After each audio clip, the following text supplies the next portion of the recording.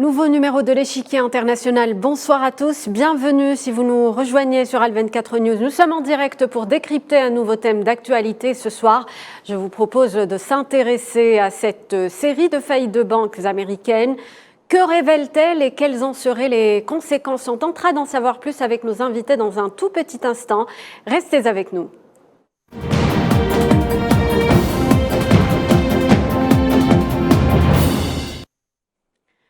Après les faillites de Silicon Valley Bank, Signature Bank et Silvergate Bank, il y a de cela quelques semaines, un vent de panique a à nouveau soufflé sur le Wall Street. Vendredi, une nouvelle banque américaine, la First Republic, a frôlé le même sort avec son effondrement. Cette banque régionale qui valait en début 2003, qui valait 20 milliards de dollars début 2023 n'en valait plus que 654 millions à la fin de la séance vendredi. Une situation qui fait planer à nouveau donc le spectre d'une nouvelle crise financière, un risque d'effet domino. Est-il envisageable? Y a-t-il risque de contagion en Europe et dans le monde? À quelles autres conséquences faut-il également s'attendre alors que certains experts relativisent les effets? D'autres vont jusqu'à présager une crise du dollar avec tous les enjeux géopolitiques qui vont avec. On en parle ce soir avec nos deux invités. D'abord, Hélène Clément-Pittiot, économiste spécialiste en économie financière et monétaire, est avec nous en ligne. Bonsoir. Bonsoir. Et on tente de joindre Monsieur Mahfoud Kaoubi, analyste économique et financier. Il sera avec nous dans quelques petits instants. Donc merci à vous, Madame Clément-Pittiot, d'avoir accepté notre invitation. Tout d'abord, j'aimerais revenir avec vous sur le contexte géopolitique et économique dans lequel intervient cette crise bancaire aux États-Unis. Comment on en est arrivé là? Alors, on en est arrivé là parce que le système financier, depuis 2008, n'a pas purgé ses problèmes et n'a pas, on a caché beaucoup de choses et on a continué comme d'habitude, en repoussant les problèmes. Et le système financier est malade depuis cette période de lourdes... de comportements hasardeux à la fois, de prise de risque, mais aussi il fait face maintenant à cette situation de montée de l'inflation. Vous parlez du système financier américain, c'est bien cela, Madame Pittiot? Oui, mais le système financier américain, disons que c'est le système financier global qui s'imposait jusqu'à présent à l'ensemble du globe. Et on assiste en ce moment à une sorte de réduction de la sphère géographique de ce système financier, puisque émergent de plus en plus des transactions hors du dollar, et donc qui sont capables, des pays de plus en plus affirment leur souveraineté et se détachent des obligations de ce système financier, et donc aussi de ses aléas et de ses risques. Donc, si vous voulez, le fait qu'on a une montée des risques au sein de ce système est accompagné aussi avec la possibilité d'États souverains qui se détachent de ce système. Oui. Et donc, on a une sorte de fuite en avant du système en dollars qui ne maîtrise plus son fonctionnement, vous voyez, parce que si on se réfère aux banques que vous avez citées, en fait, ça fait depuis plusieurs mois que la Fed avait averti ces banques de contrôler un petit peu leur gestion. Oui. Et personne n'avait rien fait. Si vous voulez, on a eu vraiment une fuite en avant. On a même parlé d'un plan de sauvetage de ces banques, justement. Alors, le plan de sauvetage, oui, surtout sauvetage des déposants. Parce que maintenant, la question est surtout d'éviter une panique et un retrait de tous les des déposants. Vous voyez, par exemple, on a quand même le spectre de la crise de 29. Oui. Et donc, ce qui s'est passé, ce qu'on peut voir dans les premières faillites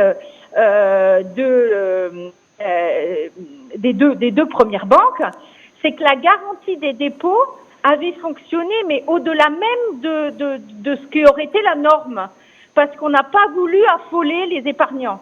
Donc, si d'une certaine manière, les épargnants étaient exposés plus que la garantie des dépôts, surtout sur ces banques, par rapport aux autres banques qui avaient... ils étaient exposés, vous voyez, il y a un plafond à 250 000 dollars. Normalement, on rembourse les déposants qui ont jusqu'à ce montant-là. Oui. Et là, on a remboursé beaucoup plus. Donc, c'est une mesure qu'on appelle action du prêteur en dernier ressort. Les autorités centrales américaines ont financé les déposants pour éviter la panique, et au-delà même des garanties statutaires. Voyez, donc on voit bien qu'il y a une tentative de contenir ces faillites pour éviter des retraits. Alors oui, alors oui. On va poursuivre, permettez-moi. On vient de m'indiquer que Mahfoud Kaoubi est avec nous. Bonsoir Monsieur Kaoubi. Hélène Clément-Pitio a justement parlé des effets de l'inflation. J'aimerais revenir avec vous sur cette situation. Est-ce que pour les autorités compétentes aux États-Unis, cette situation dans laquelle on se retrouve actuellement aurait pu être évitable ? Cette situation aurait pu être évitable si des règles de surveillance auraient été appliquées avec un instant de...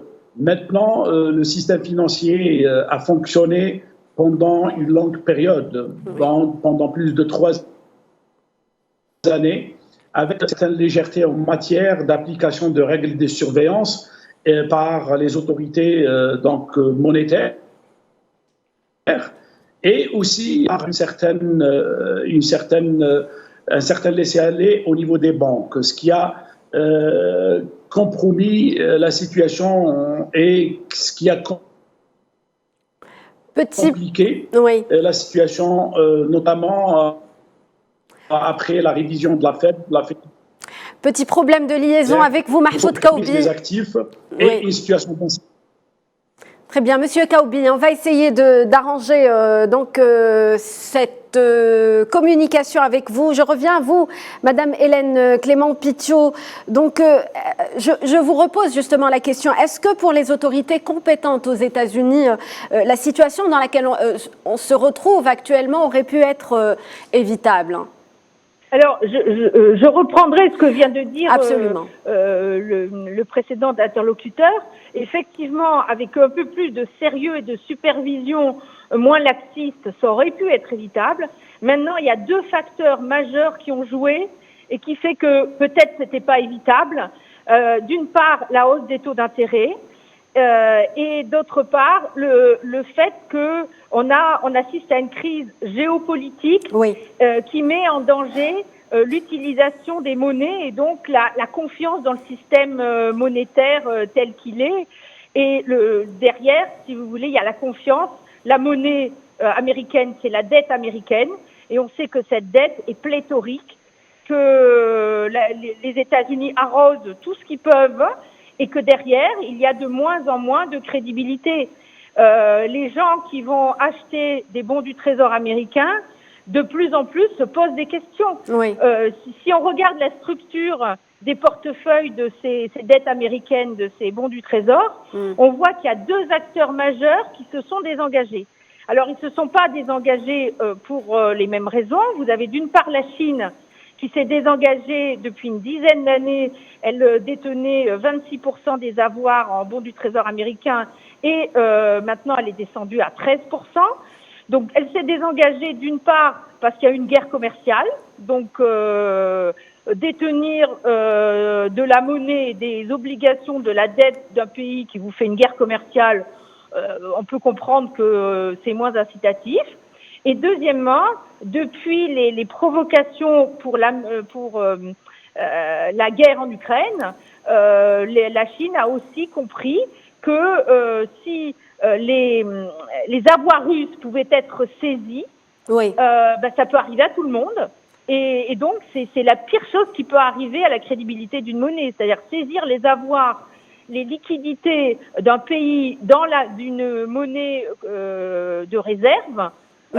C'est vraiment jouer contre sa propre monnaie. Alors, je pense que cette action de sanctions contre la Russie a été menée sans concertation avec les banques centrales européennes et américaines, parce que c'est dramatique comme action sur le monnaie. On décrédibilise complètement. Donc, en ce moment, la difficulté du système monétaire américain. en dollars américains, oui. Vient aussi de cet état de la géopolitique, c'est-à-dire des erreurs monétaires ont été commises au nom d'une poussée à la guerre, d'une violence militaire. On va y revenir, Madame Clément Pithiot. Donc cette crise fait incontestablement fait fuir donc les investisseurs. Parlons à présent des conséquences. D'abord à l'intérieur des États-Unis, les experts évoquent le risque d'un effet domino à l'intérieur des États-Unis. Est-ce envisageable selon vous et avec quelles conséquences à l'extérieur? Alors,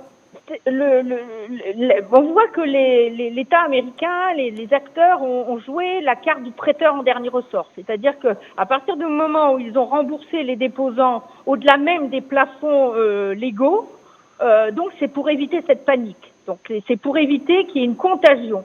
Oui. Maintenant, le problème, c'est la lourdeur de la dette américaine, la perte de confiance des acteurs internationaux. Vous voyez, on voit un changement dans le rôle de la géopolitique. On voit que la Chine devient une diplomatie mondiale de talent. Elle réussit à pacifier des relations entre l'Arabie Saoudite et l'Iran. D'une certaine manière, les acteurs qui étaient engagés à acheter du dollar, de plus en plus se détournent des obligations d'État, mais également des transactions en dollars. Et ça, c'est très grave parce que si les États-Unis peuvent pas placer leurs dettes, les obligations et leur monnaie comme moyen de paiement internationaux à grande échelle, alors là, ils font face à des risques d'abord de dégradation des notes de leurs dettes. Et on a vu que ça, c'est possible. On a la France, vendredi, vient de se faire descendre sa note. Alors, à vrai dire, on nous raconte que c'est parce qu'il y a des manifestations, etc. Mais je crois que c'est surtout pour cacher la misère, parce que les manifestations sont... moi qui suis en France en ce moment, j'ai vraiment l'impression que c'est orchestré par les médias et avec la bienveillance du gouvernement, et qu'en fait on cache les problèmes monétaires et financiers, et le fait que les difficultés du dollar en fait se reportent sur l'euro, qui joue un rôle de supplétif au dollar. Parce que tout à l'heure, quand j'ai parlé que la Chine avait s'était désengagée depuis une dizaine d'années de ses avoirs en bons du Trésor américain, en fait, ceux qui, au contraire, ont été contraints de se réengager plus, de compenser le désengagement de la Chine, ce sont les pays européens. Donc, ce sont des vassaux monétaires contraints. Ouais. Et on voit bien dans ce cas-là que l'euro est un supplétif au dollar et accompagne ou même va précipiter dans la chute. Je pense que le pragmatisme américain va faire que c'est surtout l'euro qui va avoir plus de problèmes que le dollar. Ils vont s'en sortir mieux. Oui. Mais en tout cas, on comprend pourquoi la note de la France est dégradée. Alors, je ne sais pas si la communication a été rétablie avec M. Mahfoud Kaoubi. Est-ce que vous êtes avec nous, M. Kaoubi ? Alors, on va continuer avec vous, Madame Clément Pithiot. Vous l'avez dit, cette crise bancaire américaine a des répercussions au-delà donc des frontières des États-Unis. On peut dire que cette crise présage une véritable autre crise, celle du dollar. Alors, on ne sait pas ce qui est, si la poule est avant l'œuf. Est-ce que c'est la crise du dollar qui fait que les banques ont des difficultés ou l'inverse? Enfin, en tout cas, on est dans une situation où un peu circulaire. Si vous voulez, d'un point de vue technique, pourquoi les banques, formellement, ces banques tombent en faillite? À partir du moment où les taux d'intérêt augmentent, elles qui ont énormément dans leur portefeuille des bons du Trésor américain, la valeur de ces bons du Trésor diminue.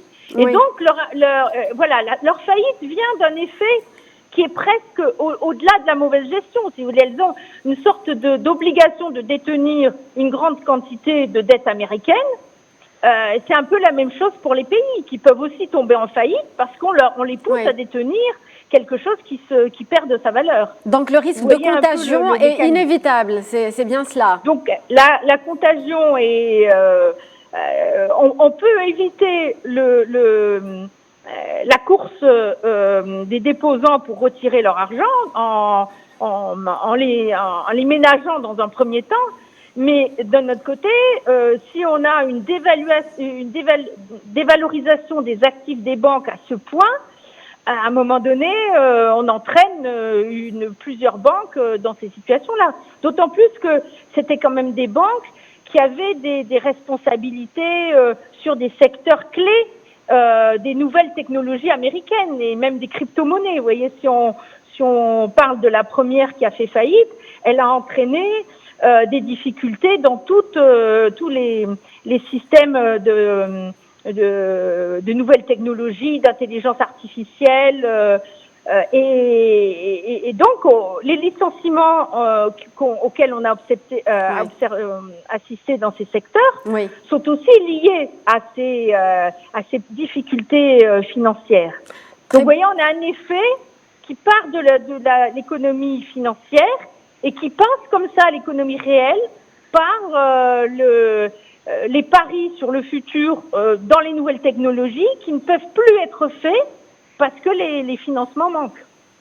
Très bien.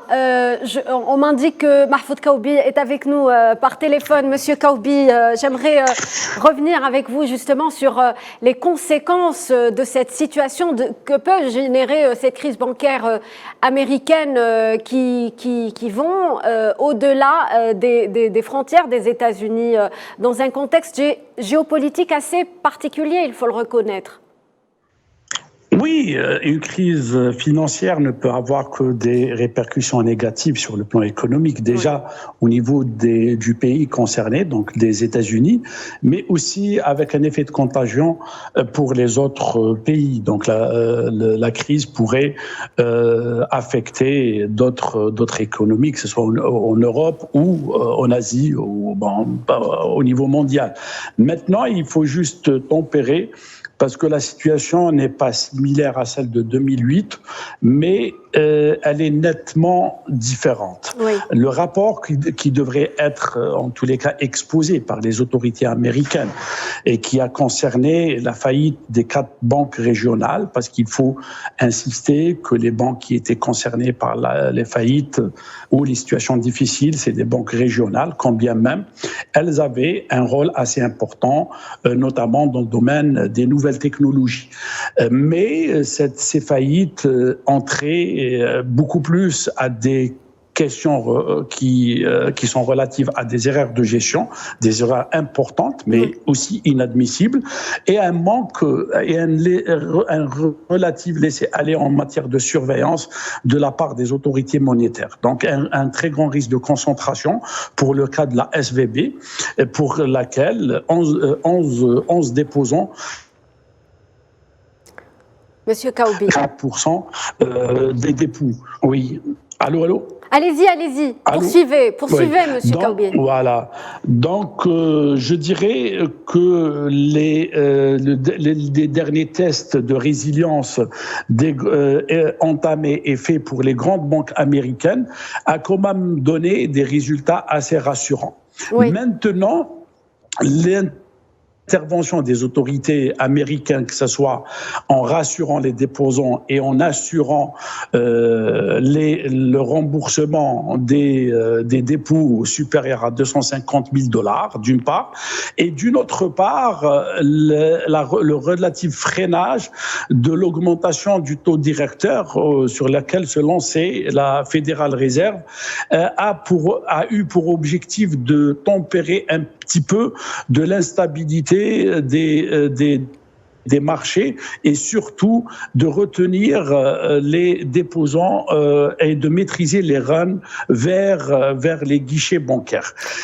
Maintenant, la chose la plus importante, c'est que cette crise relate une situation de pathologie, ce qui est appelé communément aux États-Unis une situation de tuberculose. Donc la maladie est reconnue, mais l'ampleur n'est pas du tout la même de celle de 2008. Donc, restons sereins et maintenant, il faut renforcer le système de surveillance faire des tests de résilience encore plus poussés et essayer de garder le sang-froid, parce qu'une situation aussi catastrophique qui pourrait éventuellement naître d'une instabilité information et au manque de confiance pourrait engendrer des effets très négatifs sur l'économie, non seulement américaine, mais sur l'économie mondiale. L'économie mondiale, mais au regard du contexte géopolitique international actuel, au regard de l'éloignement de certains acteurs internationaux de l'utilisation du dollar ou le rappel de s'éloigner de l'utilisation du dollar, est-ce qu'on peut dire que, si vous voulez, cette dédollarisation dont on parle beaucoup en ce moment de l'économie est-elle en marche, Monsieur Kaoubi? Qu'en pensez-vous? Oui, la dédollarisation est déjà en marche depuis une trentaine d'années. Donc, quand on observe les différentes courbes, que ce soit en matière de constitution de réserve de change mondiale, que ce soit en termes d'utilisation du dollar comme monnaie d'échange, la courbe est en train de décroître depuis 1990 et non. Elle s'est accélérée depuis pratiquement une année, où maintenant c'est annoncé d'une manière claire que l'option pour de grands pays qui pèsent sur le plan économique, donc la Chine, l'Inde, l'Argentine, le Brésil et d'autres pays, d'abandonner le dollar comme seule monnaie d'échange.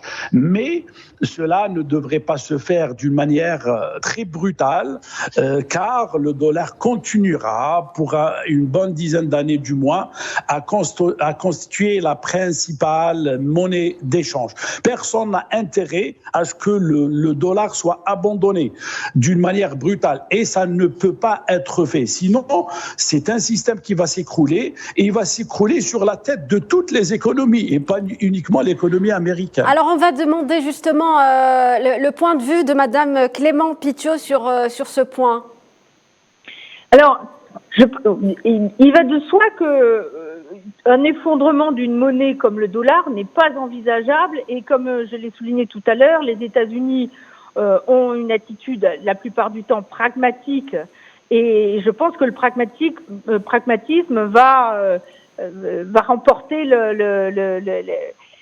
la mise en ce moment. Maintenant, ce qu'on observe, c'est que la géopolitique actuelle, dans cette géopolitique se dessine un monde multipolaire, avec des acteurs qui se coordonnent, qui font de plus en plus de transactions hors du dollar, et donc c'est le cas des BRICS, justement, qui sont en dehors de tout contrôle même du dollar et de toute obligation d'acheter des obligations dans la sphère du dollar. Si vous voulez, ça, c'est comme quelque chose de nouveau que cette coordination. Comme on a pu le souligner, il y a une diminution de l'utilisation du dollar depuis une trentaine d'années, pourquoi pas, mais vous voyez, vous avez aussi le rôle de l'euro là-dedans, c'est-à-dire que il me semble, à mon point de vue, que c'est pas tant le dollar qui va supporter le choc, mais l'euro qui va supporter le choc, parce que on voit bien que les économies européennes, et la zone euro en particulier, jouent un rôle pour récupérer ce que lâche la Chine, donc en termes de placement en bons du Trésor américain, et donc ces pays mettent à risque leur propre monnaie.